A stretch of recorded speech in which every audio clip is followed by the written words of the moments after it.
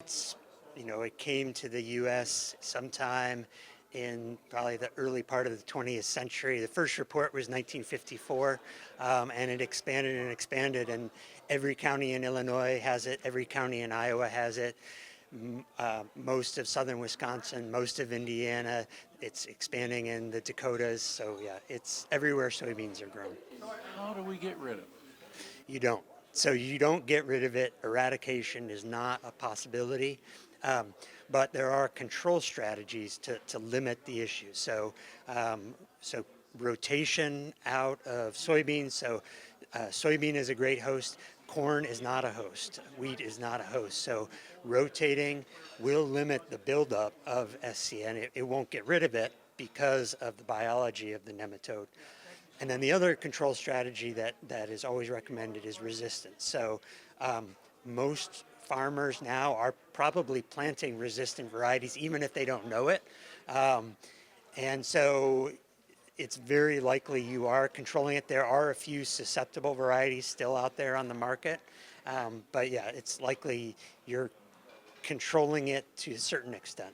Well, if we are controlling it to a certain extent, and if most farmers are planting a resistant variety, how does it persist?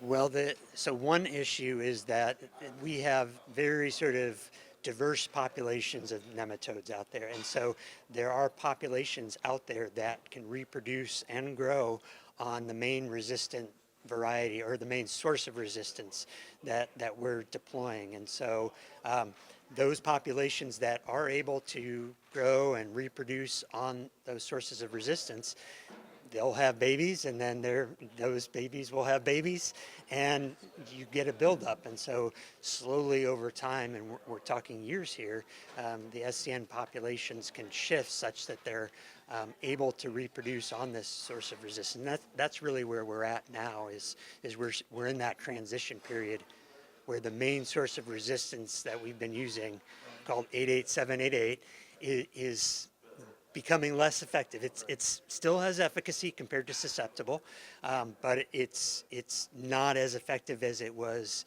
20, 25 years ago. But will Peking not become resistant to, or being able to live on Peking?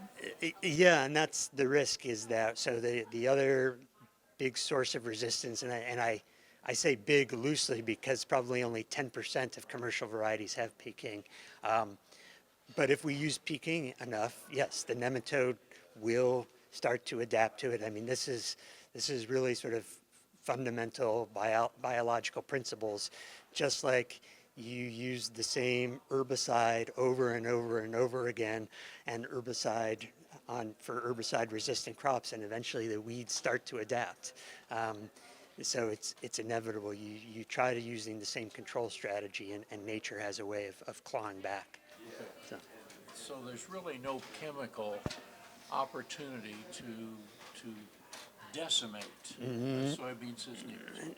No, I mean, so in the old days before resistance was around, there were more labeled sort of general active nematicides.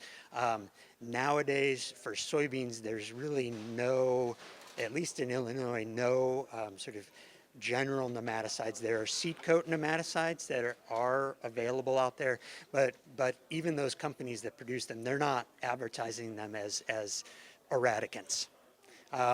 They're advertising them as providing early season control.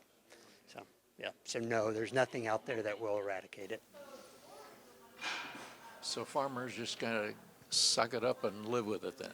I don't think you have to necessarily suck it up and live with it. I think the first step is knowing, do you have an issue? The thing that we're finding with SCN testing is it's really amazing. We have farmers that are sending in samples and they're getting zeros back. Great, what they're doing is working, but we have other farmers that have really, really high counts, and it's impossible just by looking at your field to know. So you really have to do testing. And I think then once you test and you search to see if you have high numbers, well, now maybe look for one of those Peking varieties. They are out there.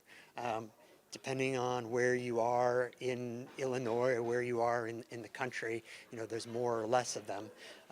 But if you're getting zero counts, okay, well, what you're doing is probably working, but it may not work forever. So we don't recommend just testing once and then forgetting about it for the rest of your life. So it's one of those things you just need to do periodically.